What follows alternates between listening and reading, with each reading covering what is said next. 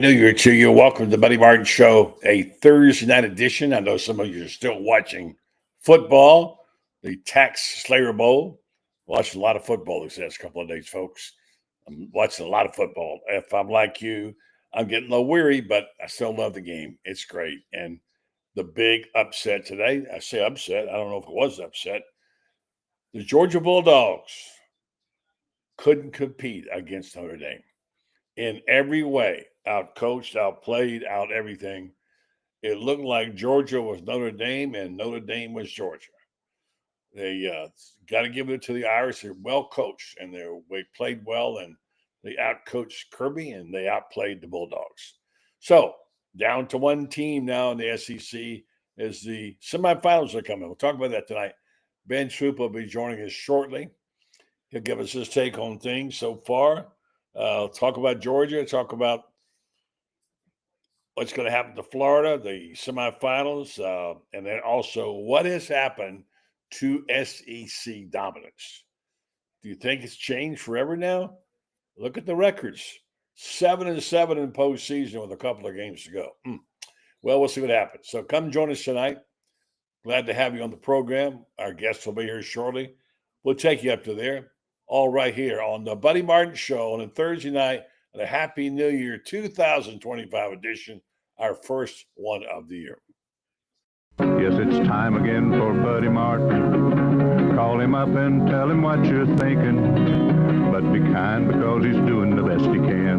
Better, stronger, faster. Mama says that alligators are ornery because they got all them teeth but no toothbrush. Hey, what if the voice calls while you're gone? Take a message. Bye. You ready, champ? I'm ready for this my whole life. I'm incapable of small talk. But that's why you love me, right? Kind of intimidating to be in the presence of so many great athletes.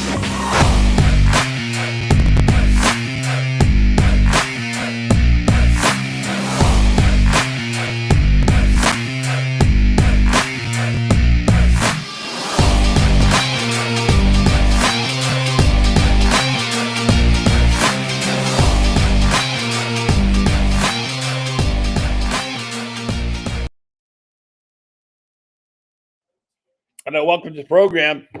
All four top seeds are out. The 5th, 6th, 7th, and 8th seeds move on. Is it like you thought it might be? It's different. You like chaos, you got chaos. Now we have Notre Dame, Penn State, Ohio State, and Texas. Looks like a good Final Four, but not the big seeds gone. Let's go right to the hotline and talk to the maestro himself, Mr. Ben Troupe. Happy New Year to you, Ben. Happy New Year, buddy. Yeah, buddy. You're having some fun up there in Georgia now. Hey, look, so I mean, number one, the tragic events that happened on yesterday is something that really gets on my nerves. I don't like the fact that people use big opportunities, big gatherings, whether it's a sporting event, entertainment, whatever it is, to try to make these statements. 15 people lost their lives, countless others are injured. That's the part that we have to do better at, not just, if we are police officers or people sworn to protect and serve, but come on, man. The whole see something, say something, we have to, always have that in the back of our minds, because there are people that could care less about a sporting event with lost loved ones because of to say it was senseless, it doesn't even begin. So our hearts and prayers definitely goes out to the many families that lost loved ones, have loved ones, dealing with the tragic events of yesterday. But buddy, the college football playoff, I will say this: I don't know if they got it right, but they didn't get it wrong. Like, I don't know if they got it right. Who knows? I don't know. Who knows, buddy? We'll never know, right? Yeah. But it was fair, and the reason why I say it was fair is this: if you are, Georgia, Notre Dame, and the way that game went down, obviously, Gunner starting to get the start. Carson Beck. Beck. He's he obviously went on IR, getting ready for the draft. Notre Dame is always playing for something different, buddy, because they're one of the biggest brands in sports. Yeah. College, whatever you could, because they don't have to work. They're in the ACC, but they don't have to, go to an ACC championship game. They just have their regular season. When you talk about a team like Texas, you talk about branding. I mean, the brand that is Texas, the lone, and ain't it crazy? Didn't win the SEC first year in the SEC, go to the SEC championship game, only lost to Georgia. The lone SEC team left, in this college football playoff. Penn State, Coach Franklin, always playing for something different, buddy, because just like Ohio State hasn't beaten Michigan lately, Penn State hasn't beat Ohio State lately. And then there is the Ohio State Buckeyes, arguably the most talented team. Certainly, left in the tournament. Maybe even the most talented team in the country. When they're playing like that, it's going to be hard to beat them. But in a one-game tournament, anything can happen. And you go from Notre Dame. You talk about viewership. You go from Georgia, Notre Dame to Notre Dame, Ohio State. I mean, that's going to be crazy. And now you got Texas, Penn State. So, to everybody that made it to the tournament, made it to the college football, whether you was Tennessee, Boise State, I don't SMU, Clemson. I don't like when people say, "Oh, some blowouts." Okay, those type of things are going to happen. But, buddy, when you talk about what the college football playoff has done in year one with 12 teams, certain games weren't as good as we thought they were going to be, but like I said, there's no way to get it right when you have that many college football teams. It's work in progress. So just to go back on a couple of things you said, because you threw a lot out there, which is good. Let's get back to the initial comment about tragedy and about what happens with sporting events. I've lived with this my entire life, from the Olympic Games to what have you, JFK's assassination or whatever events taking place being put on. And I don't think there is a formula for it. But I know that I was the first thing, you probably had to not play the game last night. And I'm glad they didn't. I can't even speak of the horrible thing that happened in I've been to that place, very spot, many times in New Orleans, many times. And to think how vulnerable that crowd is. And I think about the nights I was in New York when they dropped the ball in Times Square. If they had something there, they'd kill millions of people. And you go back and think about how you just can't put it in perspective. So there's nothing we can actually say or do about that. But I think you have to do what's best for you. You have to pay homage to the people that died and were injured and make sure you do that. But I think also, if you don't go on, the terrorists win. If you don't keep on going, then they win, because their whole thing gets you out of your lifestyle, change your life, make you make decisions, let fear take over your life, and it does take over your life. So RIP to all those 15, 14 people who died. Horrible thing. Sports has been our way of getting out of this thing when this happens. Yeah. After tragedy. And I hope we don't use it, like you said, but also if you don't go on for what you, then your way of life has been altered by terrorists. That's one thing. Back to the Notre Dame-Georgia game, I was wrong. I thought Georgia was going to be more physical and faster than Notre Dame. Notre Dame's got some talent. Yeah, absolutely. Yeah. They play hard, and that young coach, Marcus Freeman, he out-coached Kirby Smart. He did. That last play on that offsides, that's the oldest play in the book. But his guys didn't jump in. Georgia did and gave him. Yeah. That's a play they know better to do that. So they got beat by a team that I don't know if they were better than Georgia or not. But, Georgia was better than them or not. But on this night, Georgia played like Notre Dame, and Notre Dame played like Georgia. And so there you have it. So now here we got. I was wrong. So let's give it up for them. So tonight on the program, we'll get your take on that. Franz will join shortly. Then we'll get Loren Meadows. Ohio State, Penn State, Notre Dame, and Texas. You got one picked out yet? Woo, buddy. I will say this. You don't have to pick tonight. I'm not going to make you do that. But I will say this. when you start talking about Coach Freeman, Notre Dame, and the type of pressure he's under. I mean, when you get to talking about the brand that is Notre Dame, then you get to talking about the brand that is Ohio State, the brand that is Texas, and then Penn State is a big brand. It's not as big as those other three, but it's up there. It's up there. You know, you got 4 coaches. That's all coach. You know, I mean, if you are Coach Sarkisian for Texas, you know what it would mean to win a national championship in Texas, to put your name up there with a Mac Brown. If you are, Coach Franklin, obviously he got his claim to fame winning at Vanderbilt, making Vanderbilt a contender. Yeah. In the SEC. Now he's up there at Penn State. Somebody did say it. With UGA losing, was it Michelle? With UGA losing, that means that no conference champion will win the playoffs this year. And I've always been a proponent of, just because you win your conference championship doesn't mean, you're going to win it all. You talk about Ohio State. I mean, Ohio State is about as big of a brand as you could be. They're good. In sports. And like I said, when we get to talking about, what all 4 of these coaches, what they up against, Coach Franklin, Coach Sarkisian, Coach Ryan Day, it's gonna make for some really, really good football, because nobody can hide now. Coach Freeman, Coach Day, Coach Sarkisian, and those guys, Coach Franklin, nobody can hide. And once again, people are gonna say, what if when it comes to Georgia, where everybody's dealing with injuries? There ain't a team in this tournament left that didn't have to deal with injuries, right? Mm-hmm. It's about what do you do, on the biggest stages, when everybody's watching, and it's a 1-game tournament. And some of the games, you go back to the Boise State, Penn State. Okay, they're gonna shut down Genty. You knew what they were gonna do. Texas and Arizona State has been the best game thus far. I mean, double overtime. Arizona State, props to them. They did a great job. They really, and their coach said it after the game, buddy. They said, listen, didn't get the result that we wanted, but we proved that we belong. And I think, buddy, sometimes that's what certain schools are trying to show. Like, look, man, we belong. I go all the way back to Indiana. SMU. All right, so they got beat.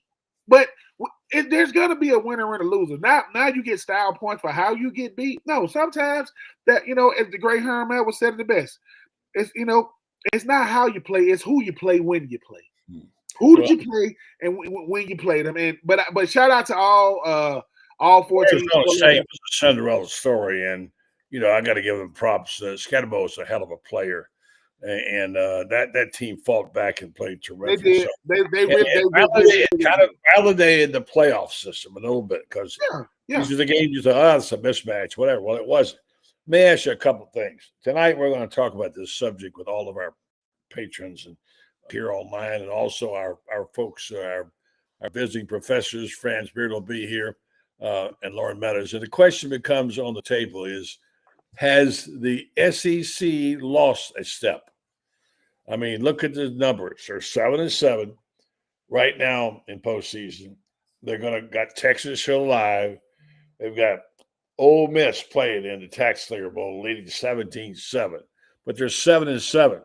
Now, all these people said, we ought to have 4 teams. It's kind of hard to say that. Now, I don't necessarily judge the whole league because of it, but it's a factor. That's number one. And I want to read this tweet. I forget who wrote it, but I did copy that. I must say it's interesting that the fall of the SEC's dominance, and make no mistake, that did happen. The fall of Alabama and Georgia coming back to normal all happened as soon as every team could start legally paying their players. Get that? The message there? Yeah. And that's a good point.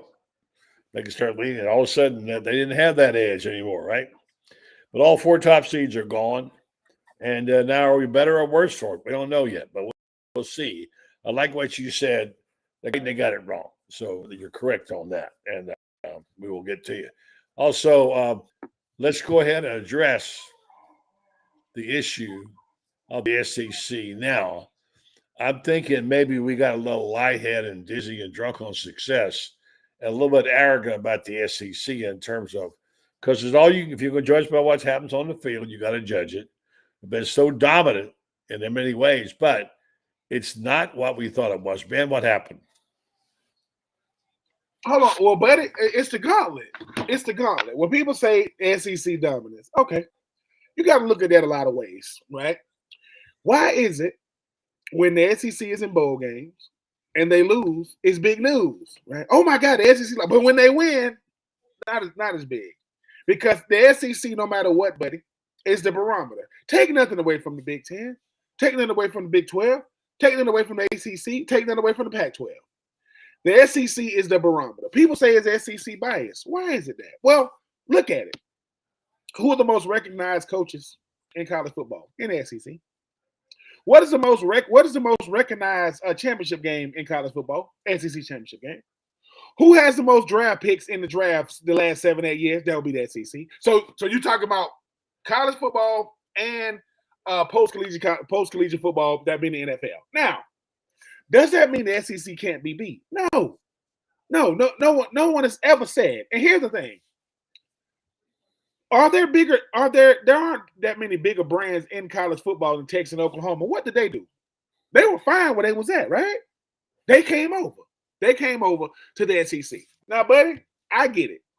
When you hear SEC dominance, people start saying, oh, man, these SEC schools, man, people so biased when they come against them or whatever, this, that, and that. No. We're not saying that the SEC is the best brand of football, right? We're saying it's the most dominant brand of football. Well, it is. The proof. Here's the thing, right? You don't believe me? Okay. There was a guy by the name of Joe Burrow. Where did he start off school at? Ohio State. Where did he end up at? LSU. Guy by the name of Jaden Daniels. Where did he start off at? Oh, he started off over there where? In Arizona State. Where did he end up at? LSU, right? And I say that to say this.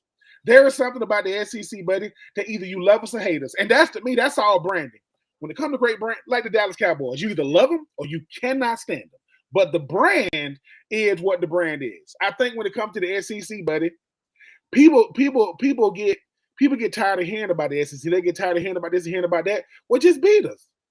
Beat players in teams in the SEC, which Texas right now is the lone SEC team, regardless of what happens. But, buddy, SMU was the first team ever that I can remember when you talk about paying them players now.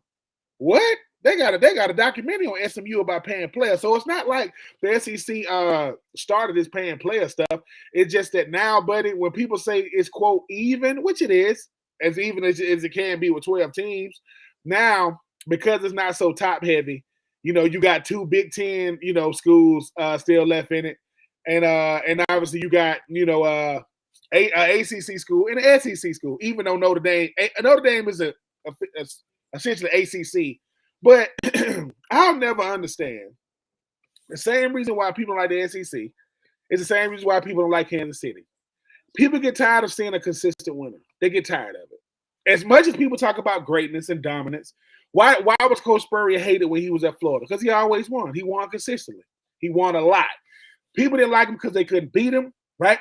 And they didn't like the fact that he was actually successful in what he's doing. With the SEC, it's the same thing. Urban Meyer, college football Hall of Fame coach.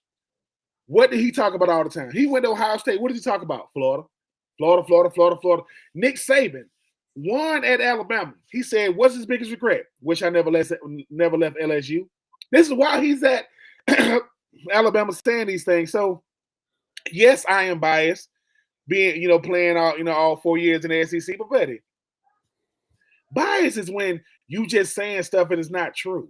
Bias is when, my son is in a competition that I'm judging and he just gets first praise. That's bias. But what if my son is the best player there? He just happens to be my son. Because, buddy, just like I know, buddy, the SEC, it's not hype. See, people think it's all hype, Is it? Is it all hype? No, it's not. And regardless of what happens now, it doesn't take away what the SEC has been and what it will be. The reason why the SEC was kind of, quote, down this year is because you're not going to have any undefeated teams anymore. They're going to beat up on each other, right? They're going to beat up on each other. Here's the thought. And yes, this is my real bias. How many people want to play Florida at the end of the year? Not many. And that's any conference.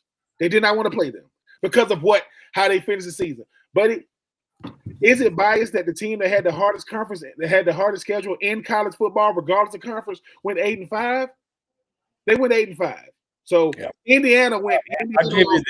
Indiana lost one game. I'm just saying, and when they finally played somebody, they got the doors rolled off. I got you. I hear you. I don't mean to interrupt you. I'm going to bring fans aboard here and let him address the issue. Whether the SEC has slipped a notch after this postseason record. Now 7-7. They're going to be 8-7 after the Taxslayer Bowl, probably. But I do think it's something to think about and saying, sometimes you get over your skis a little bit. And the SEC is a fine conference, probably still the best, but didn't have the best of postseasons. And we'll talk about that as well. So let me also tell you about, if I may, about our fine sponsors. And everybody knows Meldon Law. If you don't know Meldon Law, well, you're missing out, because there are people that are really, really good folks, and they also support the University of Florida. Jeffrey's involvement with the band. Jeffrey's involved with the Gators, and of course, also they do practice law, and they have a couple of places for you to go around right near us. One in Gainesville, one in Ocala, one in Wilson, and one in Lake City. If you have any needs for things like reviewing your case, maybe you're not happy with yours, and I've had that happen to me, they'll take it on, look at it, and tell you before you need to go next. They also want to let you know that if they can't get what you need, they can't give you what they think you need. They'll get you to somebody who can. So Meldon Law, you need to check them out if you need any help. Meldon Law, they won't back down, and neither will Sir Francis Beard. Good evening. Happy New Year, France. Happy New Year, guys. How's life up in the big city of Savannah? And where are you, buddy? Are you in Peace City today?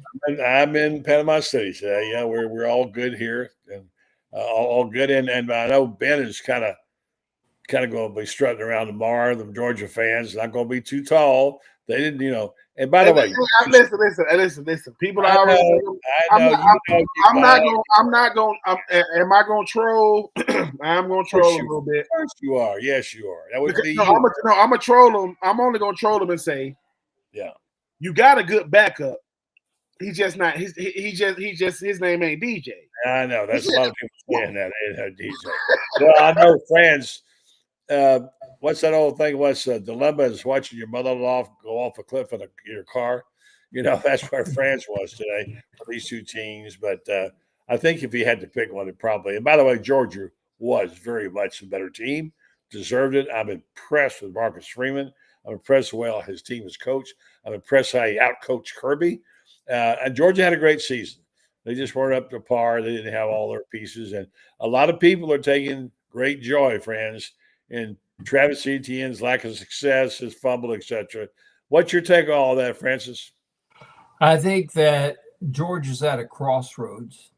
That they won 11 ball games this year. It's good for them. As much as I despise Georgia, good for them.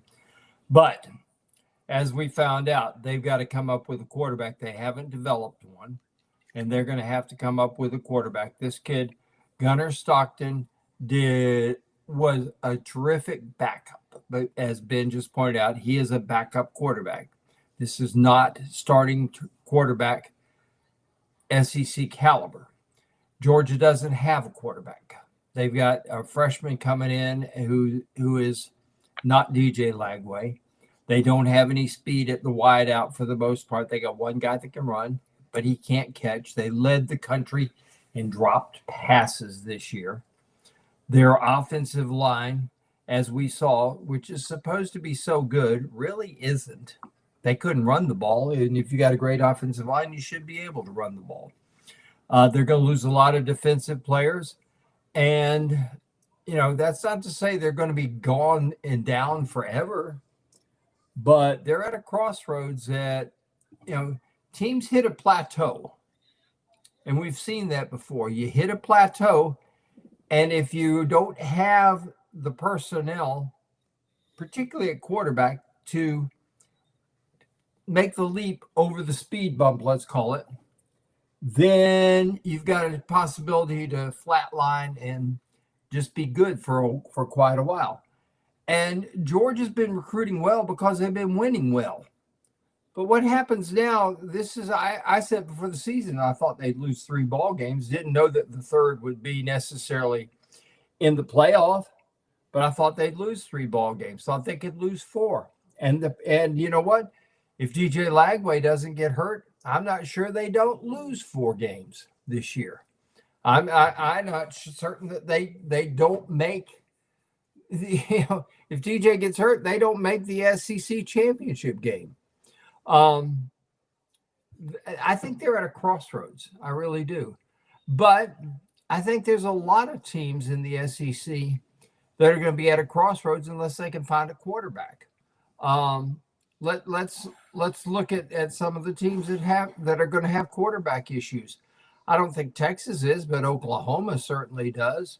Arkansas has got this guy Taylor Green, and he can run like a deer, but I don't think he can throw it well enough to win games. Missouri's losing Brady Cook. Kentucky is a disaster at quarterback. Tennessee's got Nico Iamaleava, or whatever they want to call him. And I don't think you can win a championship with him. Lenora Sellers showed what he showed in the bowl game, that he's not going to win games with his arm. He's going to have to win games throwing the ball. So you go all around the conference, and guess what? Florida looks really darn good next year. I have to agree with that. Because the Gators have a quarterback. Alabama, who they've got at quarterback for next year? Ty Simpson, Ty the guy, or whatever you want to call him, Ty the knot. Yeah. I think you're on to something there, Franz. I want to just jump in, if I may, probably interrupting you. But looking at these bowl games now, and of course now Ole Miss is up 24-7. Team that Florida beat, by the way, let's remember that. The bowl games they played in, all things considered, and yes, it was Tulane, and Tulane wasn't very good in a lot of the departments, and Shane said they had the worst quarterback he ever seen. But the fact is they took care of business. They had a great win. They had a lot of fun doing it, and they're all kind of squared away now for next fall. And things are going well there. I don't know what the final damages will be on the portal, what is naturally, but I think Florida did well because things can go wrong in the bowl game. And I think maybe Georgia also may have had a bit of fatigue. It's a long season. You start adding those games in. They had a month off, Bud Light. They had a month off. Yeah. A month. Now, now let me interject one thing. Every team that had a bye lost. Mm-hmm. Every single team that had a bye lost. Yeah, that's a good point. Now, what does that tell us? For one thing, it tells us that you're rewarding the teams that were given the best shot with a loss. Yeah. And you're rewarding teams that don't give it, that didn't make it, with a chance to warm up and get going. Yeah. Do I think that Ohio State, if Oregon had played a game, because you get past that first quarter, Oregon wasn't that bad. They couldn't block anybody. They were undefeated and top seeded, though. That's the thing. Like I said, there's a lot of tweaking that has to be done. For example, you got teams that are in the playoff that are having to manage getting ready for playoffs, the most important games of the year, and they're competing with teams that did not have this problem for people in the portal. They're having to re-recruit their own guys, right, and everything. College football right now, I got to tell you what, it's a mess, and that's the best thing I can call it. It is a mess. And I didn't think I'd get to this point, but I don't mean to sound really cynical, but I am. Look at what that we've done, and could it have been avoided? Yes, it could have been, because 3 or 4 years ago, they had the perfect opportunity with the COVID year to leave the NCAA and put football people in charge of football instead of idiot academics like the previous president and the current president of the National Communists Against Athletes. Okay. All right, now let me get to one point here. Ben's back with us. They had the Under Armour game today. I didn't see it. I saw a couple plays. I saw where Florida's wide receiver looked. I mean, a fantastic play, and then did a kind of a half somersault, half whatever he did, backflip, whatever. I think David Baldoff was there today. I read a couple of things. I saw a play of Brown. I saw that one caught pass he caught. I guess they look really good. If anybody's got a report here, pop it on here. David, I know you, David Baldoff, I know you went to see it. So if you got anything to say, post it. We'll put it up here. So just catching up with that. Now Ben is back. All right, back to the issue, whatever you want to call it. Looking at it through the long lens, Florida. I mean, the SEC isn't what it was. Is it because the other teams are better? The leagues have changed. There are better teams out there than there used to be. What is it exactly? Or is it the old thing of playing the schedule and getting beat up after playing a tough schedule? Ben's already waited on this issue a little bit, and we can diagnose it all we want to. The fact is, let's see if I can find Ben again. The fact is that there he is.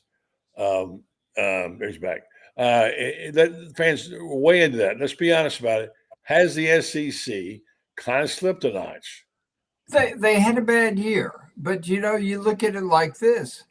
We were saying the same thing a few years ago when, let's say, Ohio State played Oregon for the national championship. Everyone was saying, well, boy, the SEC's slipping.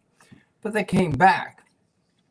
And here's the difference. When the SEC reloads at quarterback, the SEC will be fine. That's a very good point, because when they rose to fame, I remember I had a guest on, and he said to me, the SEC's got some great years coming up, and they got great coaches and great quarterbacks. That's where they're going to have to go. They got pretty good coaches in most places, and the QBs do make a big difference, don't they? It's the single most important position in all of sports. Mm-hmm. Why? Because he's the guy that controls the offense every single play. Yep. And if you don't have a guy that's capable of delivering under pressure, you know, Stetson Bennett got a lot of crap. I probably gave him plenty during 2020. But he took what he learned in 2020, and in 2021 and 2022, here's a guy that was an outstanding, and not a good, he was outstanding college quarterback because he could deliver under pressure. And this is the thing that people tend to look at quarterback like this. Did you throw for 8,000 yards and 64 touchdowns? Not necessarily. You don't have to. But what you got to do is you got to be able to take your team down the field without mistakes. You got to be able to gather them up when they need to. You need to be able to get in that huddle and take a lineman, take that left tackle like the one that kept whiffing for Georgia. You got to be able to stick your hand in his face and grab his face mask and say, you got to get the job done. They're killing me. And rally everybody else on the team because they respect you so much to sit there and say, you get the job done and tell me if you need help. I'll help you. Yeah. Okay. You've been in huddles like that. Rex Grossman would grab somebody by the face mask and tell them either get the job done or get the hell off the field. Yeah. Let me get to a point someone asked Ben earlier. It's a valid point, and I know I see how he's going to answer it, but the fact is that Georgia's quarterbacks are left-handed and right-handed. Everybody talk about what a terrific kid they had back then. This kid was going to be something else, and they were just as well off a quarterback. He wasn't as skilled as a starter, obviously. Ben, on the spin of the ball, lefty, righty, I've heard this debated and argued. Does it affect you that much when you catch it? It does. It does. Especially if you're a lefty, because most I've never played with a left-handed quarterback, and Chris Sims, Phil Sims' son, who's obviously following in his daddy's footsteps right now. When I was with the Tampa Bay Bucks, I used to sit there and catch with him with a ball spinning the opposite way is different. It's not that you can't catch it. It takes getting used to. But I think Franz make the best point when you say every great team has two things, or two or three things. Either they got a great coach, they got a great quarterback, or they got a great coach. If you got all three, you got a shot to win the national championship. But you need at least two. And the two you want the most is the culture and the quarterback. You want both of those. When you talk about Georgia and what happened today was no team wants to go to their backup and be in a position to where you got to depend on them. Now, if it's a game, you throw them in there. But when you got to depend on them, because no matter what, nothing hurts your recruiting more than when the starter goes out, the backup comes in, and he doesn't get it done. What's the greatest thing when Alabama went away from the running game and when they went to throwing the football, they went from Jalen Hurts to Tua. How did they introduce Tua? In the national championship game. Now, I don't know if anybody not named Nick Saban is going to pull a 26-2 starter for a true freshman. Now, it worked out. It did work out.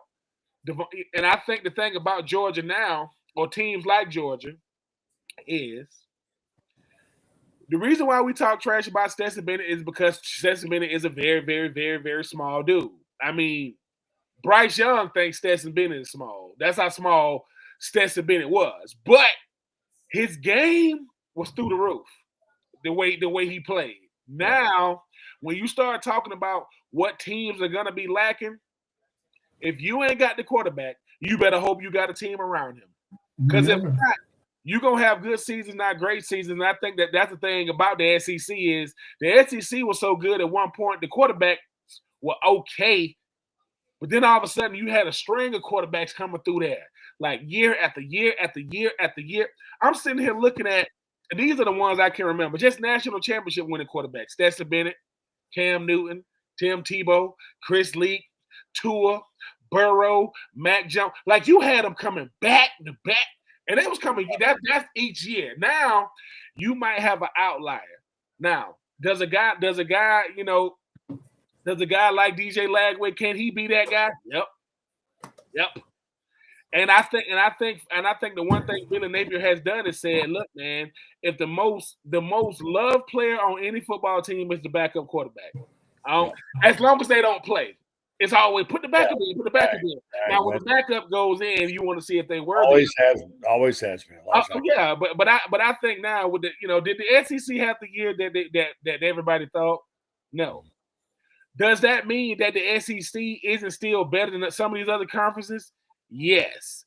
Does that mean that the SEC is well represented in the college football playoff? Yeah, they got one team left. They got one team left in it. But I also think that when you start talking about the SEC, they understand they're not going to win. Listen, with the court of public opinion, people can't stand the SEC, especially if you got to play against it or you got to try to get viewership over it. And I get that part. But and I'm not rooting for Texas like people be doing. I'm not rooting against them. Yeah. But if Texas wins it all, if Texas wins it all, what they gonna say? Is the Big 12 gonna be saying, well, they used to be with us? Like what are they? Because you know how it is, Franz. When it comes, the SEC bias though. Most conferences they only talk about football. It's SEC bias in basketball. That's the ACC. It's SEC bias in baseball. Don't even talk about track and those type of sports. Gymnastics, track, baseball, softball. Oklahoma's in our league now, and look at this. You got Oklahoma and Florida in the same league. Tennessee and Alabama are really good too.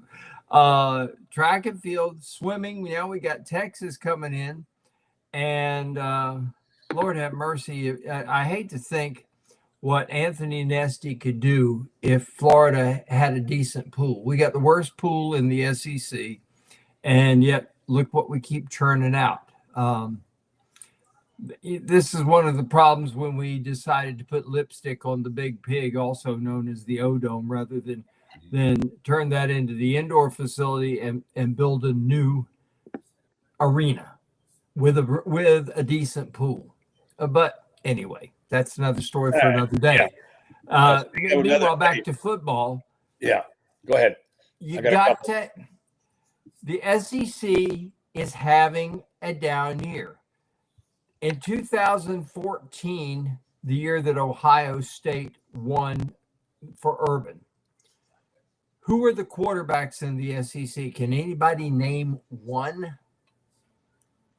I don't, and that's where your issue is.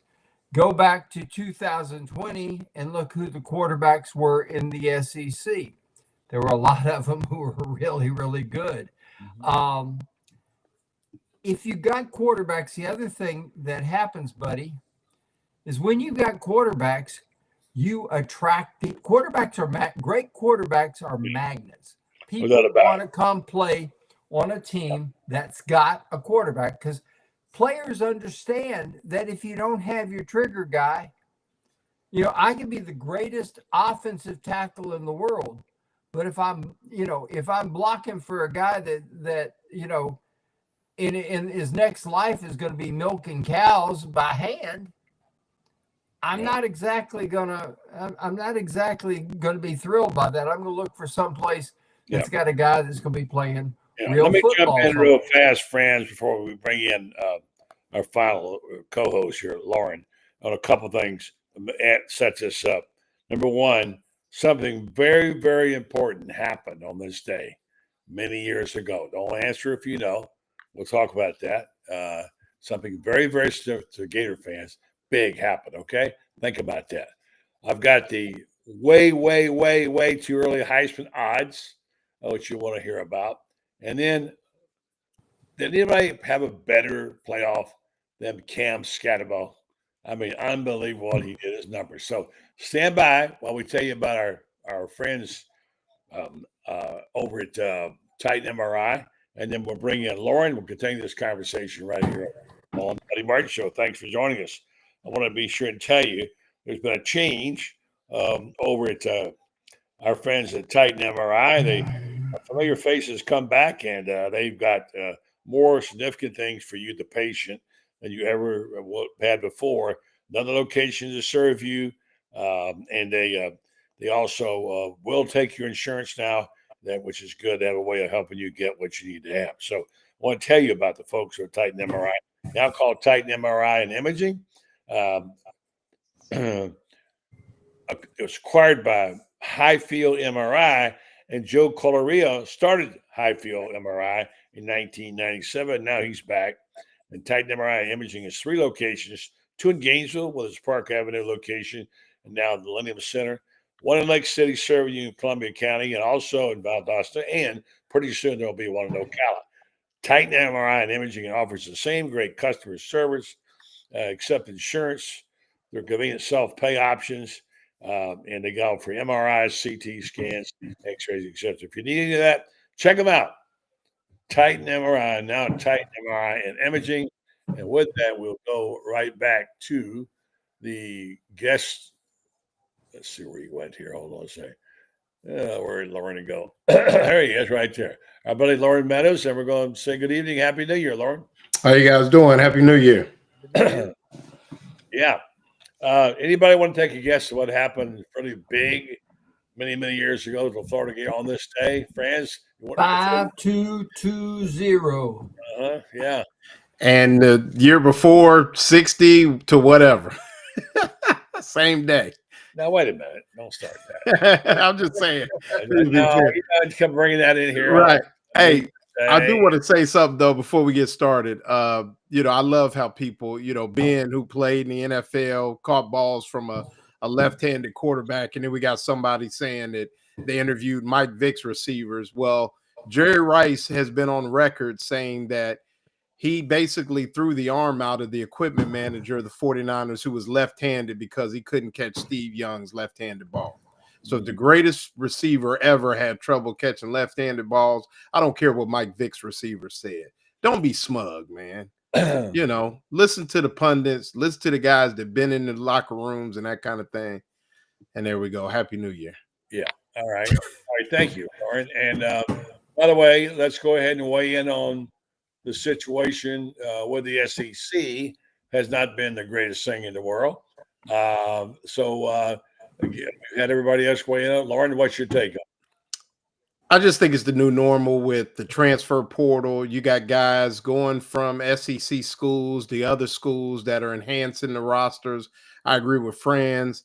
The quarterback play. I mean, it's some really good quarterbacks in the SEC, but I just think it's one of those years. It's I don't necessarily see a trend here. Obviously, the playoff has allowed teams to get better as the season has gone along, but the SEC is still the dominant conference. Still, you're going to look at the draft, like Ben said, and it's going to be littered with some of the best that the SEC has to offer. So I just think it's one of those things. I'm not. It is something that we were pretty smug about them to get deserving of 4 teams and all that, and they didn't perform well in there.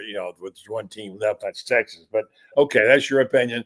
Listen, it was Franz. You're right. 28 years ago this day, Gators won their national championship. We were there that day. And it's still probably the greatest day in college football for Gator fans. So, I'll get that. Now, also, I want to get your takes on this. I know it's way, way, way, way too early for these kind of things, but interesting to see the early line on the betting line on Heisman Trophy odds. Okay. I'm going to give you guys a chance to see. You should be able to get probably 3 of the first 4 or 2 of the first 3. So who do you think the number 1 prospect is? Who wants to go on the Heisman for this year? For next year? Yeah, this fall. Who is it? Anybody? Arch Manning. Okay, he's for what school though? Be there. He'll be there. He's a guy. But that means the Ewers is not going to come back, right? Or Ewers wins the national championship, decides to come back to play college football. He goes to UNC so that Arch Manning can play for the Burnt Orange. We'll see how that works out. But the fact is, now, do you know this guy who's in second place? His name is Napier. Yeah, just transferred to Oklahoma. He's from Wazoo. Okay, and he is one serious dual threat quarterback. He's big time. Well, he better be able to beat Navy next year. Right. So Buddy, after the Heisman odds, I want to circle back to something real quick. All right, so Napier, and then third, DJ Lagway. Okay. Yeah, I believe that. He's ahead of ahead of Garrett Nussmeier. So here we go. Now, those are some odds for you. Go ahead, Loren. You want to circle back? Well, you were kind of talking about, I just want to kind of reemphasize the point that I'm making is Quinshon Judkins, arguably the best running back in the SEC last year, is now at Ohio State. And Caleb Downs, arguably the best free safety in the SEC, is at Ohio State. That's the points I'm making is that because of the transfer portal, they're losing some of their best. Some of the best players are leaving. So, when you look at the rosters, they're littered with former SEC guys. So, I think that's why, when you talk about the conference, it speaks to just how deep the conference is. That's all I'm really saying. All right, go ahead, Ben. Well, even sticking with that, the thing about it is, right? Everybody, I get it. The SEC is polarizing. So when things don't go well, everybody's going to chime in. Right. Everybody's going to have something to say about it when you start talking about the down year. But here's the thing, though, right? Why don't these SEC players transfer within the SEC? They don't want to deal with. If I'm leaving, I'm getting the hell away from the SEC. I'm getting up out of here because I know how. Number one, I know how hard it is to make it on a roster on the team I chose. I want to go somewhere to where it's not that it's less talent or it's less difficulties at Ohio State. But if I can make it here, I know I can make it over there. And that's nothing against these other schools that they go to, right? Because I just think that when it comes to the SEC, one thing about even this goes back to when I was at the combine, right? The SEC bias ain't like it is. It wasn't like that back then. But I got the same question. Hey, man, yeah, you play a Rex Grossman, right? Yeah, how he not win the Heisman? I don't know. Because when you talk about bias, is there a worse bias on in college football than is on Florida quarterbacks? Because I thought the last time I would see a bias was, Rex Grossman. Here come Kyle Trask, right? So it's just one of those things to where if you played in the SEC, you understand what it is. Here's the thing, too, is 2008, even though the stats don't prove it, Tim Tebow was 3 times the quarterback he was the year before when he won it. Exactly. I remember at the Heisman vote, and this little dipstick from the Dallas Morning News she says Tim Tebow would be the 5th best quarterback in the Big 12. And I just looked at her. I said, lady, I will forget more football in the next nanosecond than you're going to know in the next 55 years. But I hate to tell you this to your face. Go back to doing columns about bake sales because you know. Oh no! You can't say that. I'm here for it, Franz. There you go. I'm here for it, bro. I'm with you. You can't say it that. Yeah. We got some guys on here that need to be going to bake sales too. But you ain't lying. I mean, we're gonna start having bake. We're gonna start having bake sales. I think Franz ought to have a bake sale himself. As a matter of fact, They need to have him up at Florida State to raise some money because they're broke. Hey guys, let me get this here real fast. Latest, we all know about the Cam Ward controversy, guys not playing, et cetera, et cetera. There's a lot of versions of the story out there. You wonder who made the decision. He was pulled, and then of course he didn't come back in after he got the record. Was he just saying there for the record? Supposedly he and Cristobal had a conversation about it. Now the story comes out that he didn't play in a single snap during the second half of Pop-Tarts because he had his helmet taken away. I did see this helmet be taken away. I will say that. So that's never been brought up. But the worst thing he said was, well, that's a private matter. We're not going to bring it up. Well, you know what happens? When you don't bring it up, you don't tell us, you get all kinds of speculation. So you're going to just take the lumps when you do that. When you close it out. That's private. All right. Then everything is fair. Go ahead. That's the latest information on that particular thing there. All right. So let me get to this other thing. Jalen Milroe, gone to the NFL draft. I hate to say good riddance, but I mean, so what? And then this kid National Montgomery, apparently is really burning it up in the Under Armour game. I didn't see him. Maybe you did. All right. Cam Scatterbo, 2 things. Cam Scatterbo over here and Notre Dame over here. Say what you want about Notre Dame, but they do have cheer for a Notre Dame song. Their school does matter a lot to them. They embrace it. They love it. They play for it, and they have a team, and they got a coach who coaches the team.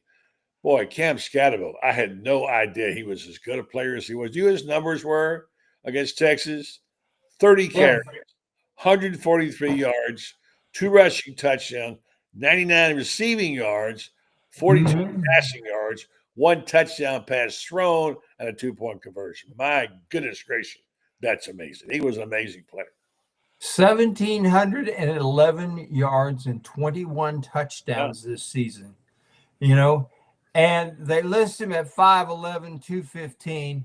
And I got to tell you what, he's maybe 5'9" in his cleats. And of course, most people play ball in their cleats. Last time I checked, he may be 5'8", and he's probably 225. And he reminds me, buddy, of a guy that you remember covering way back when the Dolphins went undefeated, right after the Dolphins went undefeated. The bowling ball? The human bowling ball, Don Nottingham. And Ocala. I guess he's still there. He ran an insurance agency there for a long time. 5'8", 230, and was like a human muscle. I mean, Scatterbo's built. He's Don Nottingham would do push-ups and his ears would flex. I mean, that's how muscular this guy was. I don't think Don was throwing any touchdown passes. He did a lot of other things. I saw him play. But this guy was Don Nottingham wasn't as good as this guy. I don't know. I agree with you 100%. Did you, Ben? Did you see much of him? I did, but I'm over here. Hold on, whoa! I'm over looking at these. I'm over here looking at some of these, some of these messages over here. What is it? It says Cam Ward identifies as a winner. We have to be careful what we say about him. We don't want to get hurt. And then it says somebody he didn't want to get his knee blown out. Look, the Cam Ward situation, because I have weighed in on it again.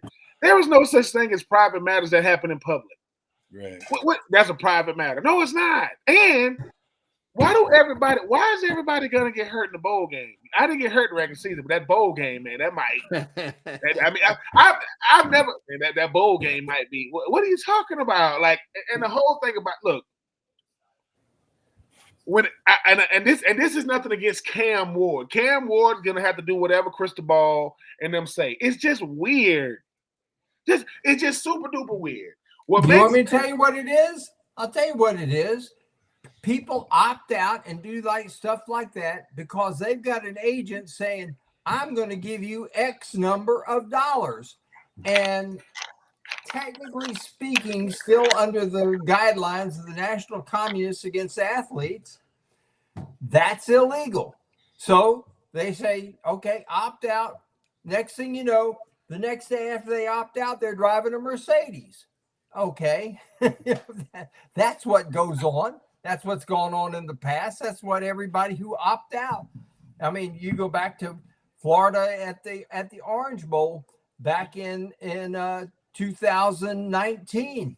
We had All-American All-American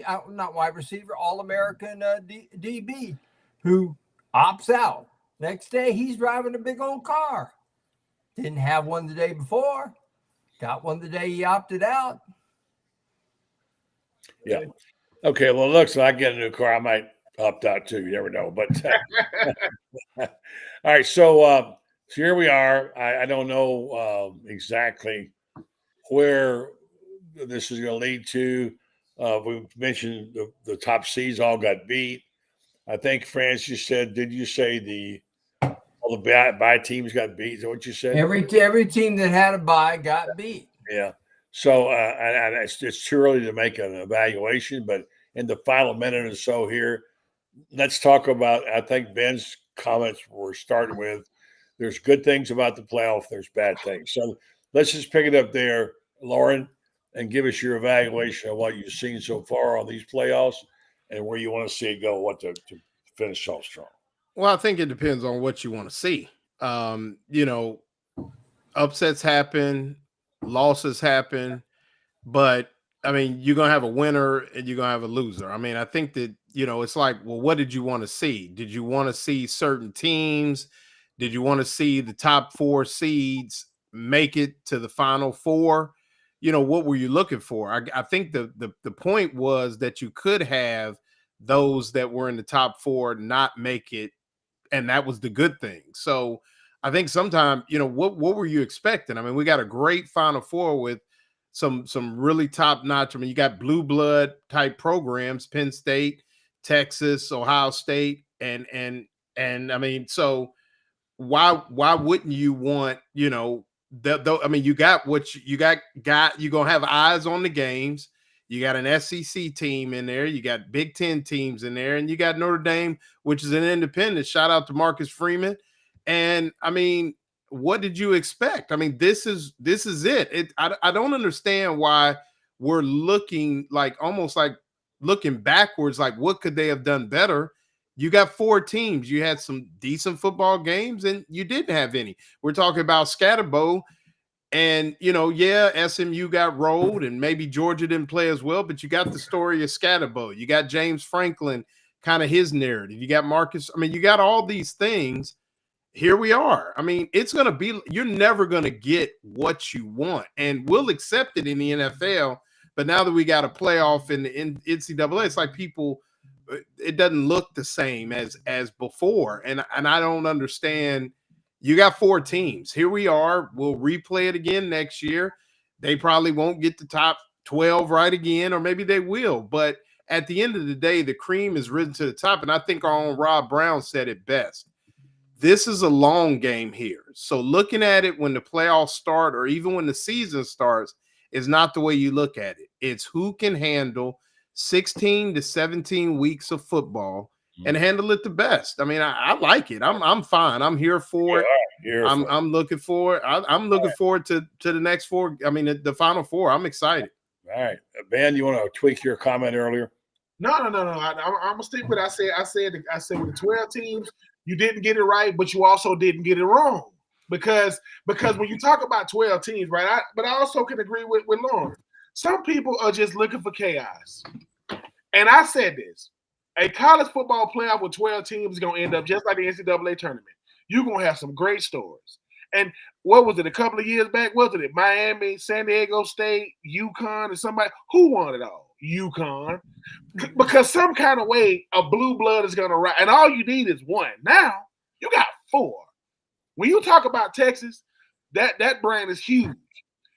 Is Texas bigger than Ohio State? Maybe not. Is Penn State bigger than Ohio State and Texas? Maybe not. None of those are bigger than Notre Dame. None of those. Texas, Ohio State, or Penn State is not bigger than Notre Dame. Notre Dame has a freaking movie about a fictitious character that people believe is true. I'm just saying that's what But I do agree with you, Loren. It lived up to it. We learned about the goal is to learn about players you never saw. Because they play at 8 o'clock. Well, that's 11 o'clock on the East Coast. That's the only reason why Christian McCaffrey didn't win the Heisman. He had better numbers that year than Derrick Henry. Well, we ain't up to watch him play. Now we get to see about players that we didn't get to see. Because if we are SEC or Southern College football centric, we're not watching past Michigan. We ain't watching games past that. So I think I am happy with the end result. And if your team didn't win, that means they got beat by a better team or got outplayed by a better team. But you move on, and nothing will expose recruiting more than what you lack in the big game. In the big game, okay, you're all right with you're all right.